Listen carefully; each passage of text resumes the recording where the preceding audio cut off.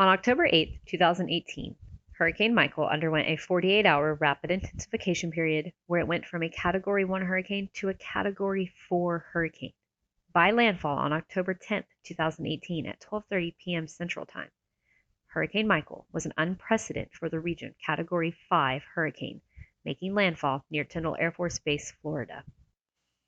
Hurricane Michael was the strongest hurricane in recorded history to make landfall on the Florida Panhandle. Landing with sustained winds of 161 miles per hour and a minimum pressure of 919 millibars, the storm was the fourth most powerful hurricane to hit the United States, spreading devastation far inland through many counties in northwestern Florida, from Bay County, Gulf County, Calhoun County, even through Jackson County and Leon County, where the state capital is located. Hurricane Michael was unique in that it maintained its major hurricane status all the way through the Florida-Georgia state line. As it entered Seminole County, Georgia, it was still a strong Category 3 hurricane. Across northwestern Florida and into the state of Georgia, Hurricane Michael was responsible for $25 billion in damages. These are the 31 voices of Hurricane Michael, representing the many unique experiences and perspectives of the community members who endured the storm and its impacts. Voices of hope, empathy, pain, lessons learned, grit, determination, and extensive insight into one of the most catastrophic hurricane seasons the Florida Panhandle has ever encountered. I'm meteorologist Melissa Thomas, and allow me to introduce you to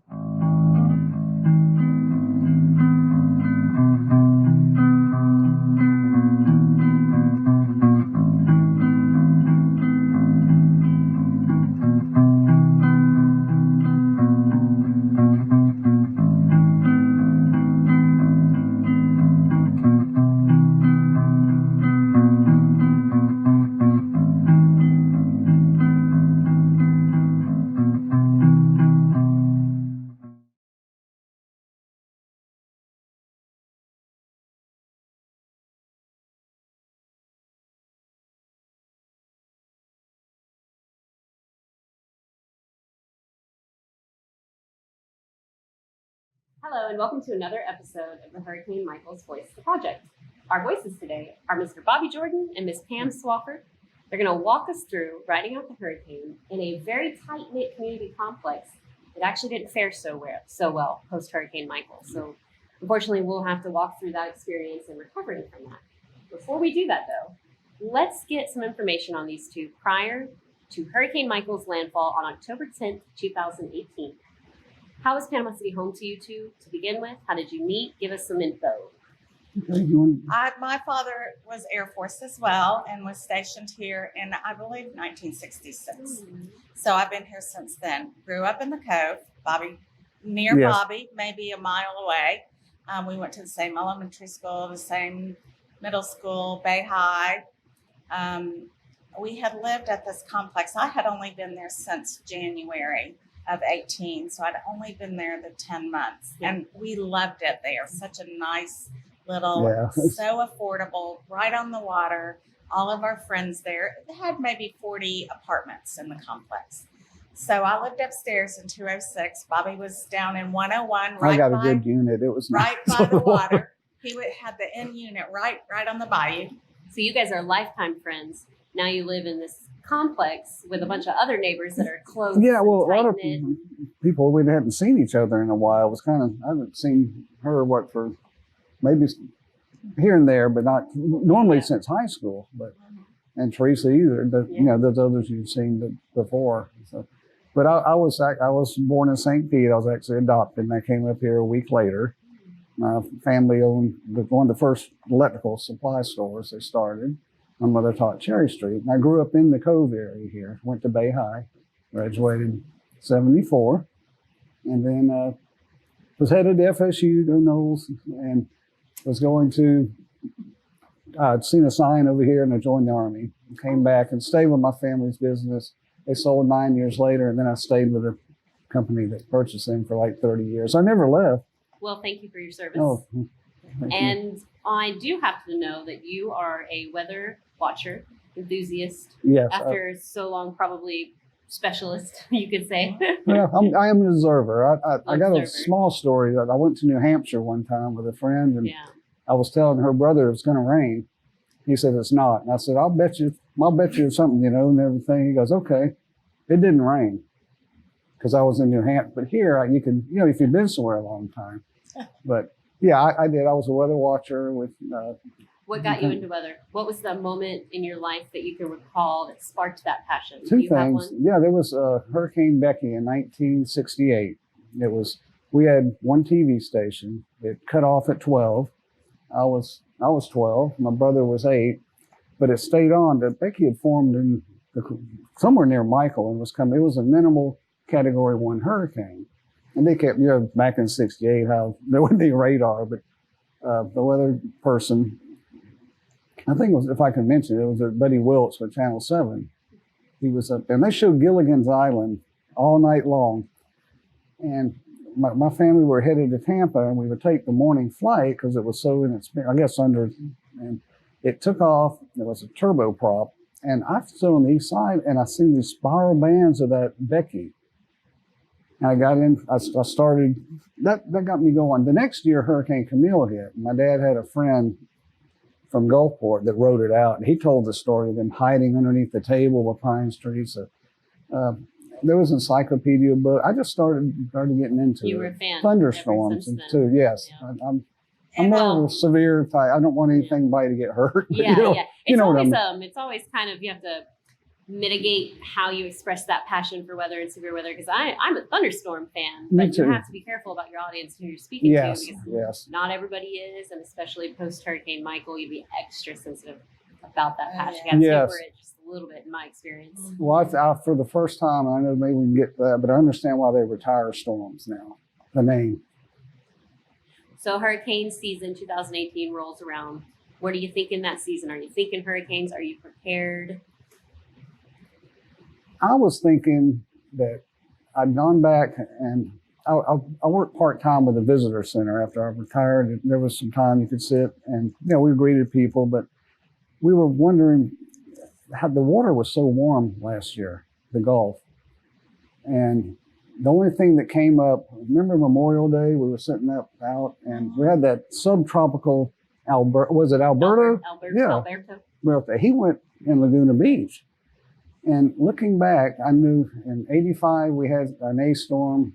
95 we had, that was the year of Aaron and Opal. I can't remember the first one, Allison, that came up towards this way. So I was thinking the Gulf, we might get, nothing catastrophic, but something more in the Gulf this year. You were having deja vu. Yeah, it was just a matter. You did say though, I think it was that same day. You said we're gonna get a storm. It might not be I this was thinking year, next year, but this maybe year. next year. but we're Nothing gonna get one. that would be catastrophic. Just a hurricane to threaten us. The couple of days leading up to landfall, the rapid intensification occurred. So Sunday, you're looking at tropical storm. Yes. Monday, Cat 1.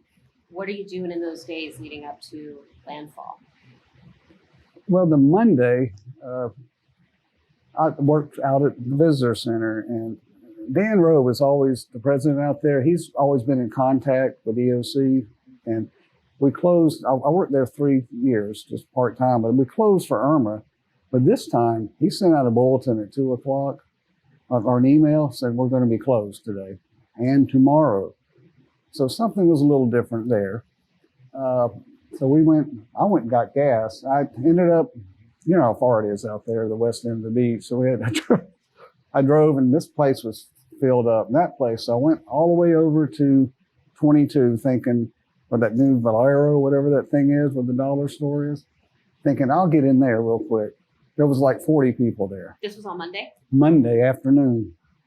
And we were in touch all day because we knew, and I worked for Bay District School, so we got off earlier. I got off earlier than Bobby, and he said, go to Lowe's and get a weather Oh, radio. yeah, that was pretty. So I went and got a weather radio, the one that cranks, So I did that. I went and got supplies, drinks, and stuff to cook out, the charcoal. Bobby was looking for gas. I had filled up the day before. And so we were just prepared. Our neighbors were doing that too. And we had talked to our landlord, Tony Brannon. He said, this is looking, Cat 2 may be coming you know, and don't stay upstairs.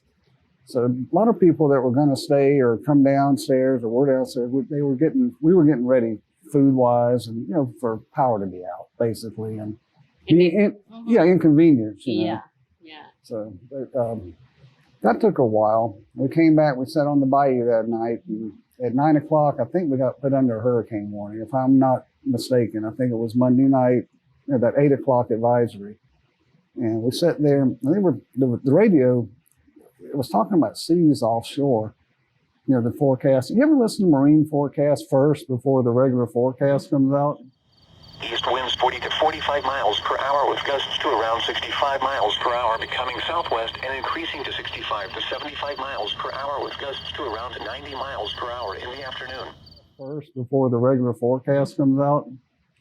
Yeah, sometimes it's ahead of the actual, like the 10 o'clock, you know, they do it when you get in your advisories. Yeah. Now, when you're under warning, I think now it's 36 hours. They're giving a warning out, and then they do it every 3 hours or something. Anyway, I'm blabbing, but excuse me. That's A-okay, don't worry. But that night they were talking about seas in Appalachia and offshore of 65 feet. And we recorded that in the film. I had Pam with her phone. I said, you gotta listen to this.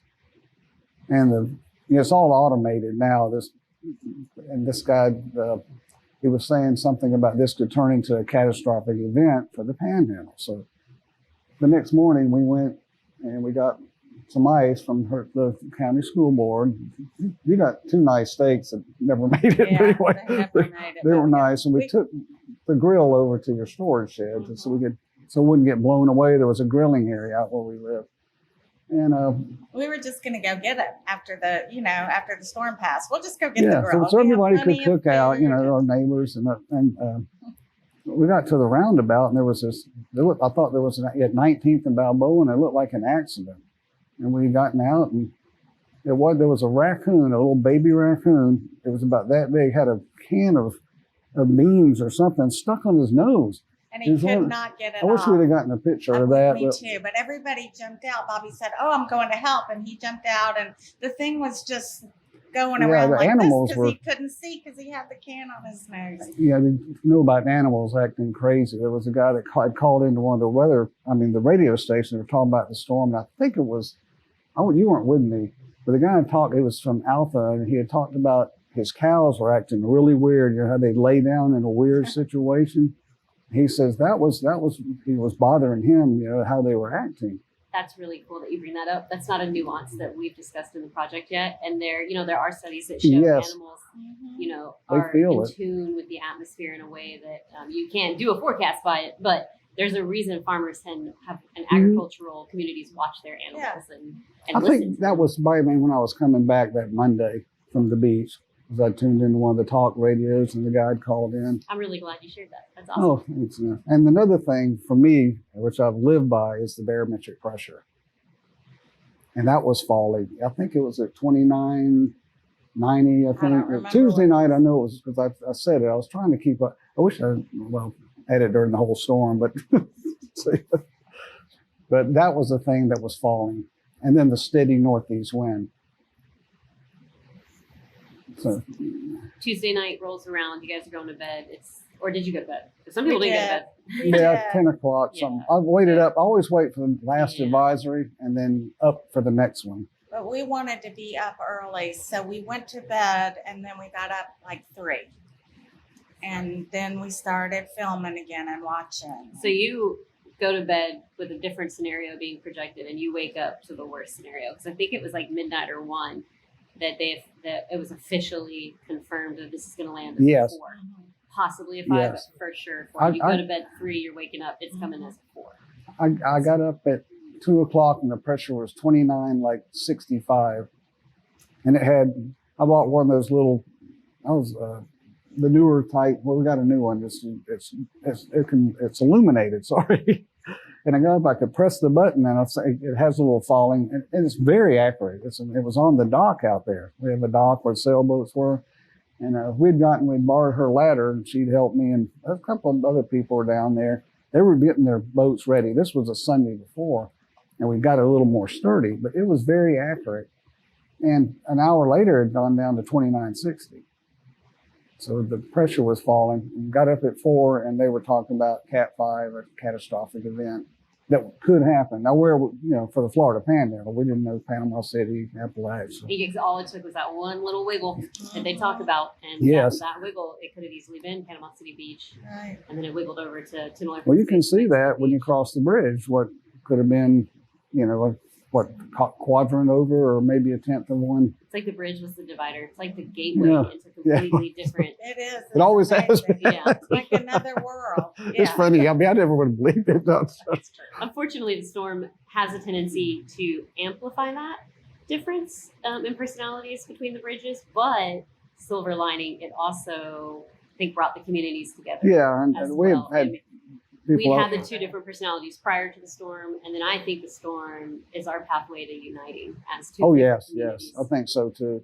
There's a saying I read in the dentist office or doctor's office. I was going to mention. It's called "There's no such thing as bad weather, different types of good weather." And I asked my dad that. It was around that time with Camille and all. He goes, "That means there's always something good that comes out of a bad situation, like a hurricane." And it's a So, quote. it I is. actually You got got me him a that T-shirt, for- a I hoodie like that that. says And that. it's cool. And I got thinking I about it. forgot Whenever you're a this. kid, I don't mean to say people lose their lives, but you rebuild. You can't take back that the storm happens as much as we wish we could. And if the tangible form of the cosmos walked up to me as a human being and said, "Michael doesn't happen," then without batting an eyelash, Michael never happened. But we did get to witness what humanity is Yes. capable of, and that is something Oh, boy. Michael could never take away. That's true. But very true. Very true. I know couples that are they're living with each other that were not before because they had separated, but this person didn't have a place to live, and they've been having friends and it's When you wake up to the situation that is the Category 4 landfall, you're all, being weather savvy, you're not getting on the highway for it. So Yes. you're just hunkered down. That's right. And so walk us through that with Well, like landfall and not being able to leave. the first part actually started around. We went out there at 7, and it was raining, and there was a light, more maybe 10, 20 miles. And then another hour later, the squall started on the bayou, and they were coming from north to south. Remember, they were hitting towards and you could hear it. And I remember, not to go back again, but the sound of Opal and Ivan was like, Michael started at like 8 o'clock doing that in the bayou. It was totally different, howling. And we kept on, and Pam says, what's that noise? What's that sound? I said, I think it's occluded thunder that might have been wrapped up in the wind and all. And going back and look at some of the radar, there was some, but it was the very outer band that came through. And it started picking up, and it continued. There was lulls there. And we walked around the side, and a limb had fallen. This was probably 9 o'clock. Yeah, in the morning. And One limb. someone in the video, I said, "Oh no," I said, "That's that sound. That's it, the sound of a Cape Verde hurricane. I hear it." So we walked back. So we started filming, and she'd given me her daughter's iPad for the first time during, I guess we go through a Category 5 with that thing. And What a learning curve. yeah, I hit the time lapse button a few times, but I didn't. And it's some of the silence and the voice is muted, but it was got good quality. And the lulls would come, and they would go, well, with that, we had a weather radio, like we said, she went and got, and we simulcast, and they had channel, if I can mention a TV, WMBB, that was closer, and Justin Kiefer and Ross were there. And they were talking about, where the storm, so we knew somewhere where the storm was that he said it was just, for Panama City, Mexico Beach, or Panama City, Tyndall Air Force Base, Mexico Beach, get prepared, get ready for the. And then there was something that I didn't know was issued. I missed it, was a high wind warning. Do you remember that? And it came out it was the first time it's ever been issued by the Tallahassee office, I think, of the state of Florida. And then so far inland, they were issuing. Yes, as inland. well, not even And- just on the coast. And it came, it started getting a lot. There was a lot of squalls. And then Pam had walked around. You want to tell when you walked around to we didn't, Tony had told us, he said, we were thinking if it goes west, then we're going to get a storm surge. It's going to come over Beach Drive and it'll flood La Villa was U-shaped, and I was on this side on the very end. I had a 2-bedroom with a view of, the Bayou Joe's and the Tarpon Knot Bridge and all these other places. And yes, but he said that other wing would flood. We should be okay, just the roof part of it. So she went over there, and we went over and filmed, and there was no water. But the thing about with Michael, there was a lot of rain. I don't think people realize that and couldn't at the end because it was so catastrophic. But it rained from probably 4 till that afternoon after it hit. So we went, we kept on, and finally it really picked up. There was a couple of gusts. There was a shed that housed the pump and then the grill area. Some people had still left their grills there. And we heard this wham. Well, I said, oh no, I said, that shed just blew away. And it's blowing really hard. And we came back up and there was trees all over my truck, my neighbors, the neighbor upstairs, Luke's car was gone. And that's what we heard. The limbs were starting to fall. And it was like Paul Bunyan or the Jolly Green Giant. If that bombers are blowing up, there's Blue. He's surrounded by limbs. He may be all right. Here we go. Here we go. I was telling Pam, Pam, look out, this limb. It's like he was just going flip and just slamming limbs down. Smash, boom. And the palm tree would open up and then just bow itself. And wind was coming in every direction. It was very twisty, tornadic wind. And that was making, I guess, all the sound of the howling. And we were filming constantly on my phone, and he was on the iPad, and we were watching the bayou, and there were whitecaps in the bayou. We've never seen that before. And the sailboats were just, and the dock was getting covered in water, and some of the boats were breaking away. And it was just watching that. Bobby knew what was coming, but I was thinking, we're going to be okay. We're going to lose power, and it's windy and it's a little scary, but we're going to be okay. But I think we lost power about 11:30. No, it was right. It was at 10:01 in the morning. Yeah. And the other side that's had it. Right. You were talking, we were on a different grid. We looked right across the apartments right next to us. They still had their power, but we did. I lost a lot of footage. I was recording. I was putting, the local channels to like every 15 minutes I'd have it pop on, but the Xfinity with the damage. But anyhow, it kept on. We'd seen that squirrel again. You're talking about the animals and stuff. We walked around. There was a squirrel. He was bowed up in one of the oak trees, and the pressure then had fallen down to it was at 2920. This was around 11. And at 11:30, it was 2907. And that's when everything started to get really, really rough. Limbs were falling everywhere. The bayou was like there was 1 foot, it was white capping, and it was blowing. And those sailboats they weren't unleashed yet, but they were, in the end, they were working their way down. And so I told Pam, I said, we need to get down. Let's start preparing. And so I pulled the couch up. The little devils on this side and the angels here telling me to get out, and this one's telling me to get out. Well, I just thought, I said, it's going to be an even. I'm going to get down. I took this shot. I got on, like on my belly, and I got up, and then the outer eye wall, it went, wow.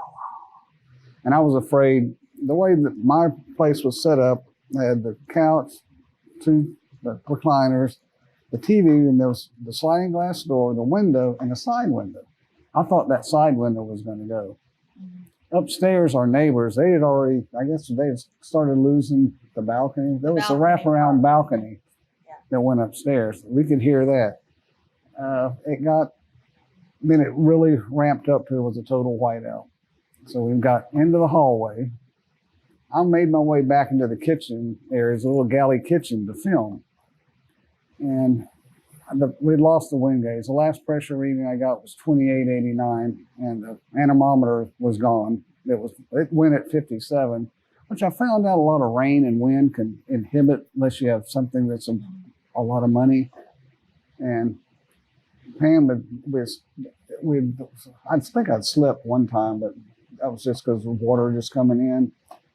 So it kept getting worse. And I came out and I said, let's just stay in the hallway.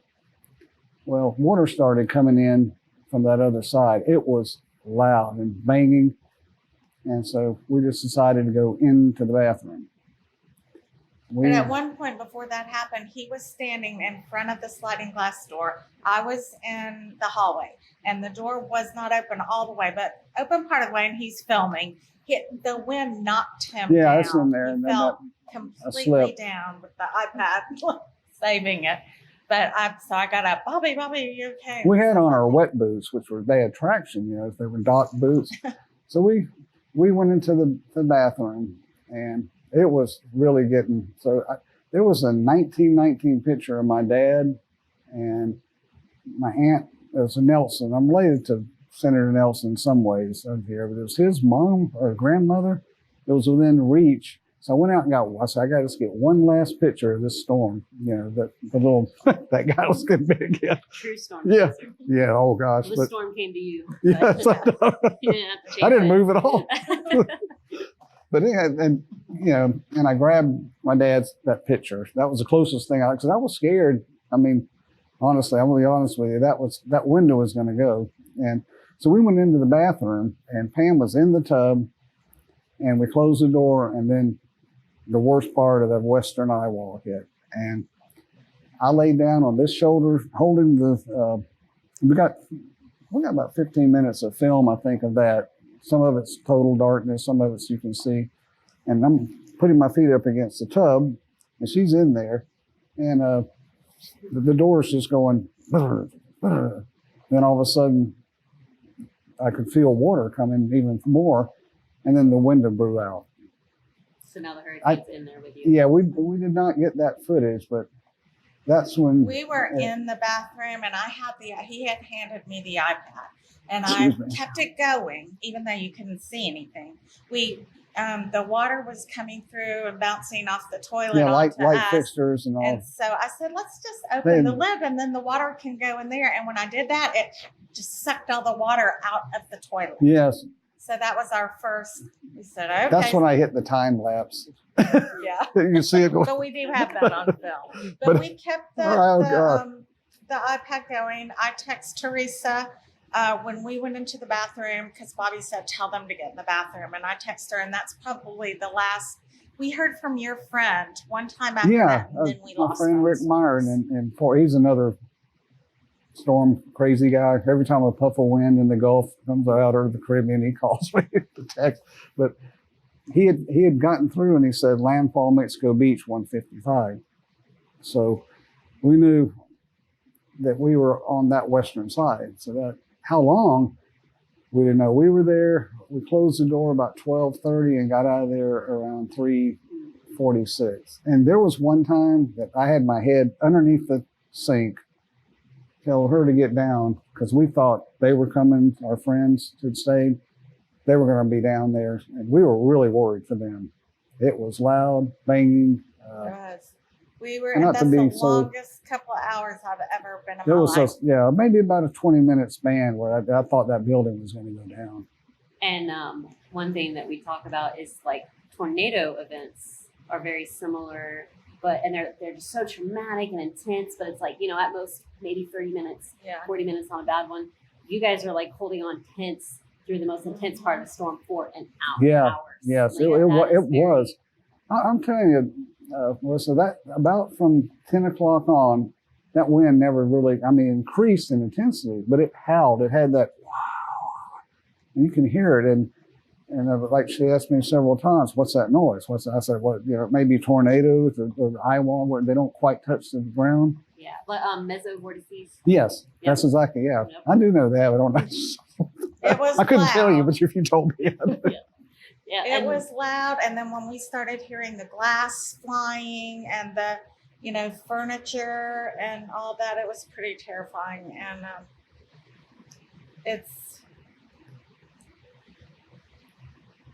it was scary. When I saw that he was scared, then I was really scared. Yeah, I thought we'd gotten ourselves in a lot of trouble. I can tell you that because this thing was not every storm, and you can ask everybody here, probably that you've interviewed, and of course, you know, that they've all gone this way, that way, died out.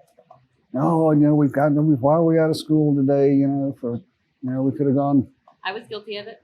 Hermie, Yeah, me too. Gave me a few extra days to do an essay in one of my semesters. So when Hurricane Michael was blowing up, just very, very far south, not even a tropical storm yet. The paths are being projected by the models. I remember thinking, oh, maybe I'll get some extra time to do some homework or get a fall break. As meteorology students, we're all, ooh, an extra fall break. Because that was almost like 3 years in a row that a hurricane had given us a random break. So we were banking on that fall break, and that was a very hard lesson to learn. I still cringe at pre-Hurricane Michael, me thinking that, and it's just like, if only I had known. It's strange. When I worked in electrical wholesales, there was a guy, Robert Crunkleton. He'd been here, he was about 10 years older than me. He'd been here his whole life. And after we went through Opal and Ivan, I told him, I said, well, you know, this year we might. He goes, we're never going to get anything, Bobby. He goes, you know, he's telling me how the peninsula would go here and how the friction would do this. And I was thinking, okay, what if something came out? And then after a while, this was like 2000, what was Ivan, 2004, and then Katrina. Yeah, I was convinced. I said, you know what, he's right. It's going to go, it'll turn. But you always prepare food-wise for the power outages. But it intensified at landfall. It did everything opposite. And the western eye wall. From my point of view, not knowing really anything about the weather, I kept asking Bobby, when is the eye going to come? Because we had planned to run to the laundry room because Tony told us that was the safest I want to place. go get a picture of the eye. That's what I was looking forward to. I mean, not, you know, meteorologically wise. But I kept asking him when, and he said, I don't understand what's happening, you know. It was the western side stronger. Well, it was stronger at one point, then it wrapped around, but that usually never happens.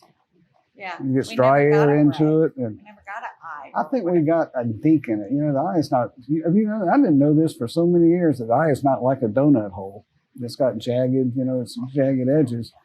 So I think we got into one dink for maybe 10 minutes. Oh, yeah. And that a lot of those too are associated with like little mesovortices. When you see like a really powerful hurricane and when you have like the wiggly eye and it's like a super tight and catastrophic hurricane, it's like spinning and spinning all the way down. Like it's just so much aspects of it. Yes, and that's how he was explaining to me. He said we keep bumping against those. Yep. Like you just said. Yeah, it's hard to explain. I'm actually just studying it myself and getting familiar with it. Like being a new graduate, I never knew that for years. But I've been looking at various hurricanes that have been doing that. And you can see that like it is not a perfect sphere. It's like a little wiggle, and those wiggles are little swirls. Right. It has that stadium effect looking, but the top, I guess there's. Yeah, and if you don't get that eye break, if you are just in the outer edge, you don't get a break. You're right. And when you're watching like veteran weather people get nervous, yes, I understand that feeling of like, okay, when you're looking at the professional get nervous, then you better be taking it seriously. Yeah, it was. I'm thinking from what I've seen, and you know, I guess if we go on, when we got out of the bathroom, it was catastrophic. So surfacing, what the immediate that day you're walking through, Hurricane Michael has moved through. I've seen pictures of the actual complex you guys wrote it out in. I can't imagine what you guys were walking through. Of course, upstairs they lost the roof, which was my roof, and they lost 2 walls, the balcony part of it. All the railing was that iron, heavy. I just hung a piece of it that I took I took 2 hands and had the whole. I mean, this was that big. We weren't, but anyway, it's amazing what it did to that. It tore. I mean, it just tore all that down on this eastern side, and both my windows were out in the living room. It had a lot of water damage. I'm trying to remember if this is true. You know, it was Halloween, and I had a pumpkin, little plastic pumpkin. I think it got sucked out of the window and ended up on the steps. There was a lot of things got blown down. The back bedroom was wet and the window was out. But we walked. You could see my truck with all and the video will show a lot of this stuff. It was trees everywhere. It was catastrophic. How long were you guys stuck in the vicinity? Because you weren't able to maneuver post-storm. No, but I want to tell you one thing that you forgot. I'm sorry, going back to when we came out. That's why I can't remember. So when we came out and we looked and we walked in the bedroom and the carpet was soaking wet and there was water everywhere. There was a guitar pick on the floor, you know. That was why I was in the bathroom. That was why you were in the bathroom. But then when we came out, he had a candle lit. Oh yeah, I forgot about that. Candle. And he had this little plastic figurine of this bird. It must weigh maybe an ounce. It was still right where he left it, but it was turned around the other way. But it was still right there, and that candle was I'd worked at the airport at the visitor's desk, and the cleaning people, they find everything, cell phones. One of this guy bought me this little bird, and it whistles a bunch, and you press the button, it'll whistle, does this.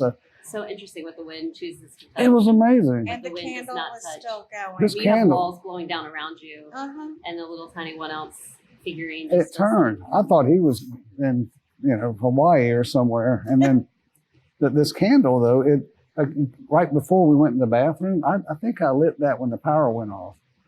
And it was protected. It was almost like a hurricane mesh thing. And it was like red as it could be. You'll see it in that video. It stayed the whole time. Till after the rain came, but I don't know. When I closed the bathroom door at 12:30, it was still lit. So then when our first thoughts was for our friends, we thought they were not okay. So after a little bit, here they come walking down the stairs. Yeah, we were all hugging it. And we just, soft and wet, hugging each other and thanking God because we thought they were. They were their place. They couldn't get out. They were supposed to come down with me originally. I don't know but. So, Was your living abode was livable immediately right after the storm? Well, Ish. It was water in there. Did you guys stay the night? No, I know you'd asked that earlier. Sorry, we were. No, you're okay. You're okay. We were there. We all stayed in there. Ripping brown, and we were like, that place was built in the 60s, so it could be asbestos, cigarette residue. But then the next day is when it started turning black, and we stayed that night too. We stayed one night with it after it started turning black. That Wednesday. That quickly. All of us, because we had nowhere to go. We couldn't get out anywhere. How long were you stuck in the vicinity before you were able to maneuver? Until Saturday. Sunday morning we left. Yeah, we slept in my truck. Yeah. Because it was getting too dire to sleep in the... Yeah, you couldn't breathe in there. And it was getting bad. We didn't get anything out. We were, I can't remember when the owners came in there. Did they come in that day? They were bringing us food. It was still, I don't know how they got in, but remember they were bringing that was that Sunday. Food I think it was a week after they came. There was 5 owners, and they told us that the thing would have to be condemned. We had to leave by the 22nd. But I'm glad I filled up with fuel, because we could. But we went the Thursday morning. We went to go get that grill if we could, look around, and we filmed up. I hit the time lapse on Harrison, which I could. You don't know how to get that out. Sorry, but I wish. But anyway, we went on, and we were going to get a motel, just take a shower, and then we could come back and tell Teresa and some of our neighbors and all these others if we could go. You made it faster by the time lapse? Yes, but I might actually be able to slow it down. I'll try. Oh, good, because I got some from there's some cool buttons across the bridge. It started right there. Actually, you're the one that did that. I was driving. My fault. I pushed the time lapse button. I'll experiment. I think I can work with that. Oh, cool. There's a lot of different I can mess with color schemes. I can mess with volume. I can amplify your voices. I think I can slow you down too. So I'll play with it definitely. But anyway, that was, and there was nothing to be found, obviously. And then when I turned around at the old Firestone building on 231, I started seeing this, I got to write flat. So we went and parked and stayed in our boots and everything. We were having to stumble and walk over. They had stayed, where did Luke and them? They stayed for a couple of days, I guess. They went to Robbins. Remember, I took Yeah, but that Luke was 2 up there days. to get a truck. Because Teresa couldn't, she was coughing the second day like we were. We couldn't stay down there. But they had set up, the generator stayed, and we stayed and kept it on for a couple other residents there where they made a table, and she wanted her coffee. There was an elderly there. So we do that in the morning, get it cranked up. And so we tried to get my tire fixed, and we're thinking, okay, we need to go start getting stuff out of Pam's, which is upstairs, and mine, and find storage shed. Nothing. Everything was filled. I mean, it was, so, and then we went. And fortunately, I sold my childhood home. It's also in the Cove 3 weeks before the storm. And I had not lived there in a long time. It was in need of repair. I sold it to some flippers for cash, and, you know, I got a good price for it. And so I had sold that 3 weeks before. So I got a small storage shed, but it was pretty full from all the stuff I got out of there. But we were able to, Bobby rearranged it. It survived. I guess it was low enough. That's one thing we like to highlight in the project. Little nuances of hurricane prep and a disaster of this scale that you don't consider. But prior to a disaster of this scale, getting on a waiting list for a storage unit is just a safe thing to do, right? Even at landfall, before landfall, or right after landfall, that's one of your prerogatives. You don't think of it's, it's, and that's the whole, like, that's this project's goal, is to bring awareness to yes, things you and don't that's think about. wonderful, because So we didn't think about it, but maybe the next community can think about it. Your house is gone Yes. within hours. You need to book a storage unit because everybody's going to be doing and it. they did too. It was, and you know, again, thinking, I know it's kind of crazy, but I wish I'd have kept the barometer in the bathroom with me to watch. So I did get out, and it was 27:14. I mean, 27:41. The lowest was, I don't know what the millibars, but yeah, those things like that, you don't think about it. There's a list from here to Weewall stuff you could, wow, wish, you know, like you're talking about the storage shed. Why don't you prep for that? And I was lucky to have some old pictures that were already in plastic containers. There's some World War II pictures of my dad. And so we grabbed them and could take them with us. And While we're on the note of pictures, the project actually didn't introduce this one. I was listening to an NPR episode about pre-catastrophe preparation tips. And with something like this, it happens so quick. And rapid intensification, you've only got a few days to like decide what you're going to do, Yes. evac and get out. You may not physically be able to get all your precious sentimental belongings, so pictures. They advise walk around your house, take pictures of things that I hear matter that all to the you. time. I certainly Just because you may not be able to pack your car with it and get out in 24 hours, but you'll have that memory, that picture evidence of what mattered to you. Yeah. Yeah, that's great. I wish we wish we would have done that. It just, you know, Bobby knew a whole lot more because of the weather aspect, but I've lived there all my life almost, and we've never left. We never even considered leaving. I mean, I'm like you. I work for the school system, so we were thinking hurricane days. You know, we'll have some time off and we'll lose power. But looking back on it, I had no idea what we were in for. Not even just the storm, but what we've been going through for the whole year. So we're coming up on the anniversary. And by that, I mean, as of today, we're taping October 9th. The anniversary is tomorrow. The whole town is buzzing with it. We're all feeling it together. How has the year been for you? How is recovery? It's been hard. We've had a lot of help, a lot. But the thing that was the moving and the no, I think I don't, FEMA did a wonderful job, but when your place is condemned and you have to move out, you don't have any place, you should be a FEMA trailer. Pam, we had trouble getting that, and that we did get, you know, some assistance where they, you know, pay taxes, go ahead and do it, you know.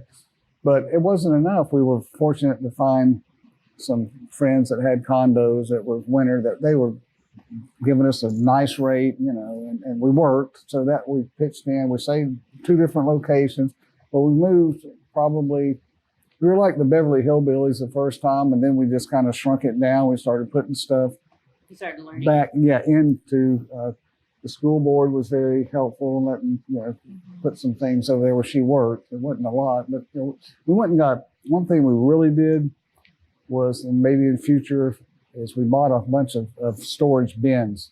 this big 27 quart, and just put everything. That we had to be out by the 22nd. We lost all of the furniture. She had a grandfather clock, which that was fun getting it down to. It's heavy. It got water you damage. see the damage on the film or where she was at. There was no railing, but we got that and what we could, and then put it in there. So you bounced around throughout the year in recovery? Yeah. We moved 14 times total, and we condo surfed. And you know how that is. I mean, somebody from Alabama owns a condo, and they have it available for 2 weeks, but then they have somebody coming in for the weekend, and then it might be a bit. So we ran into that and a lot. Yeah, like from the 6th floor of a condo to the 14th. Yeah. Move over to the next one. It's going to be available because you had to, once they came available, you know, we knew at first we were thinking, okay, a month it's going to be, we'll be able to go. Well, first we thought we may go back, but then that ended. Then we said, okay, we'll be able to find something. There'll be, you know, whether we go separate or our own ways or find, there'll be plenty. There was nothing on this side. And that was looked up because of what had happened here. And again, fortunately, they were available to take. We stayed at the summit for the first time. The TDC helped in that. And there were so many of our police and firefighters. They were all in the parking lot. They'd lost their home. There was a lot of them, wasn't there? So, I've you know, spoken with people that have traveled throughout their recovery in the past year, like 3-4 moves per team, though. Mm-hmm. And it may have been in, like, you know, this general vicinity with like jumping rooms as they yeah, were well, if we count. no matter how moving is. And we so had our stressful stuff that we wanted to take with us because we lost so much. We had more stuff than we needed, but we carried our personal belongings with us from place to place to place to place. So we got pretty good at moving. Yeah. I had a truck I'm that sure helped holding on too. to some of that too has like helped you stay grounded. I think so. Yeah. Well, again, the phone service, that was no one's fault. They got the storm did it. But that was communications. You know, we waited the Saturday after it took from the beach, because we stayed at that summit and came in. I'm getting low on fuel. My truck's a 98. I didn't get the best fuel. We waited in that Sam's line to get fuel for almost 2 hours. But the National Guard was there. It was ran so well, you know, it'd be next, and you come up, you know, you could fill up 2 cans, and then whoop, on you go. And then the guys would be waiting in line. I could throw a bunch of water in the back. I was in the Army. I had to eat the old Korean sea rations. So they had this new thing. I think we said with chicken noodles. He probably knows what that is. They just threw it. They call them sea something now. They're different. They were throwing all that in the back of our truck. I grew up with my dad having MREs. MREs, yeah. Yes, and then for the we call them sea rations. My boyfriend did stock up on them. I mean, there's like walls of MREs and certain like little stabs. Yeah. I'm gonna have to try one. I still got it. Neither one of us tried one. We didn't get that desperate. They'd probably be good on the tank, but not. Yeah, they feel. To try one out of curiosity. Yeah. Just I'm going to. one day. Right. But they threw a lot of that. And there was a lot of support. And your warehouse was filled with. That's kind of a talking neat about story. the storage shed. I work at the media center, and back behind us is the warehouse where the teachers they trade out furniture and so we called the manager of the warehouse and asked if we could put the stuff that we could salvage from our place into theirs. So that was helpful. Otherwise, we wouldn't have had anything except for our clothes and our a few things. Your grandfather clock she had. I have a 1952 Supreme South ice cream clock. It's been with me my whole life. In the place we used to call the Retreat, it used to be a resort, and when in the 50s they sold it. My dad, we went to the pavilion and got it. And it's that big. It has been with me everywhere. It survived, and I have a grape lamp that my aunt made out of clacker, so we got that. Now it survived the storm. Both of those things were still hanging. I was so thankful, and we were amazed, along with the little bird and the candle, and those the bird. Things, everything else was off the walls and all over the place. Are you guys still surfing? Or are you a little bit more stable leading up to the anniversary? We finally found a place, and we signed a year's lease in June, so we have until next June, right across the street from where we lived. Yay! We so can you made see it, home. and we Closer to can home. see the bayou, and we can see, we're Yeah, right you there. can see across there, and it looks like we got a haircut from Michael. It's just yank. I'm glad you mentioned It is. that. It's amazing. You can see that on the satellite, the pre-Hurricane Michael I- green, and then it's like a tire track. It's brown from where the eye went over on the satellite imagery of Northwest Florida. It did. The skyline is we got that 2-story, her bedroom. I was on the other side, but it looks, you can see right. We go out there in the balcony over the bayou, and it's just, there's maybe something sticking up, And another thing, though, if I can tell you this, is you've been around here a long time. Do you get lost sometimes driving around here? So Hurricane Michael exposed me to the fact that I don't think I ever once used a street sign. Not that it would have helped Me you after neither. the hurricane, because those were blown away too, but I was very reliant on subconscious land markers and Yes. identifying them without realizing I'm I think identifying that's, them. yeah, everybody. My dad remarried a wonderful woman after about 6 years after my mom passed away, and they had lived off the Woodmere up here. Well, I had a dentist appointment on Jeeks Avenue, and I missed it. I said, "Oh darn, there it is back there." So I took a right, and I went up and I said, "Oh, I'm at Harrison Avenue," and I turned around, and laying down was a sign of Woodmere. I said, I shook my head. I said, "I would have known. I didn't know I was here. I'd gone to that house 100 times, where they These are the live. landmarks. It was crazy." I And mean, now they're gone, especially in the cove. I mean, Yeah, no trees, no. The cove was kind of fun to navigate pre-storm. Yeah. It's so trees, Yes. there's so much foliage. yeah, that little and- tunnel right there at Cherry Street and then Cove Boulevard, that light's been there my whole life, and it's not there now. I wish they'd put it back. 'Cause- Yeah, they have That little stop stoplight. signs But- up, but not the light. Yeah. And the trees had grown to where it was like a tunnel effect down to bunkers, and you can see. It was weird. We looked at the place on Palo Alto from a friend of a friend, and I was standing on the front porch, and I looked and I said, "There's the paper mill." You can see it from back over here at Palo Alto, and I The drove my horizon mom. is massive now. It is.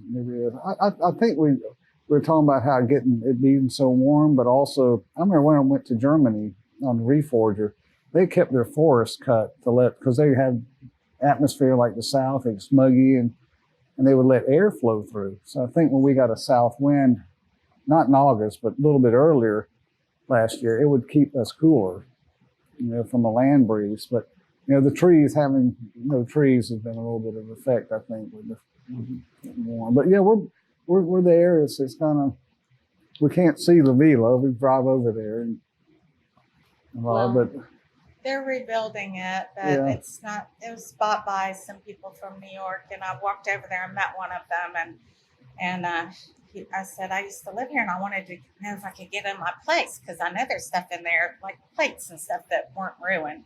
And he said, "Oh no, you can't go in there." And so it's dangerous. I said, y'all are rebuilding? We were shocked because we told it was condemned. And he said, "Yeah, we're going to, it's going to be a process, and we want y'all to come back." And I said, "Well, is it going to be affordable?" And he's from New York. And I said, "I paid $680 right on the water. I had a 2-bedroom on the end. Yeah.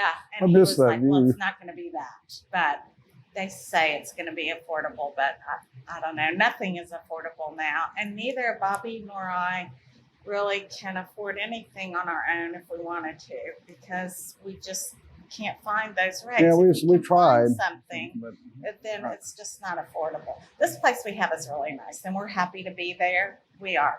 Getting good And- with landlords. Yeah. Well, I work with the guy Yeah, he's the one that- who owns it. Yeah.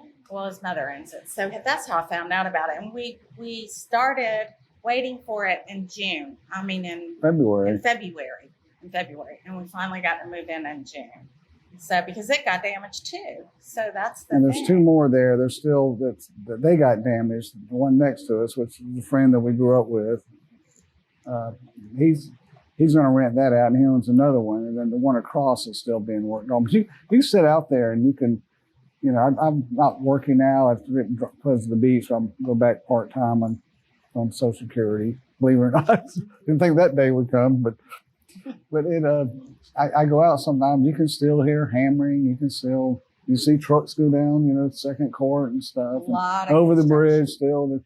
It's still going on. And I drove over to Callaway today, and looked around, went by where we had 2 FEMA trailers. That was fun to be in. I kind of liked them. They were nice. I'll put some pictures on for you. So, but a lot of them were gone. So, but there's still a lot there. So what are your hopes for the area moving forward? You're stable now, so that's good. Oh, we come. Yeah, this is my home. Yeah, it's my home too. And I had one of the female ladies tell me when we were trying to get trailers and we were trying to find a place to live, and she said, "Well, you're just going to have to relocate." And I said, "I'm not doing that. This is my home. I've lived here forever. I have a good job. I work for this school system. This is where I grew up. This is where I want to be.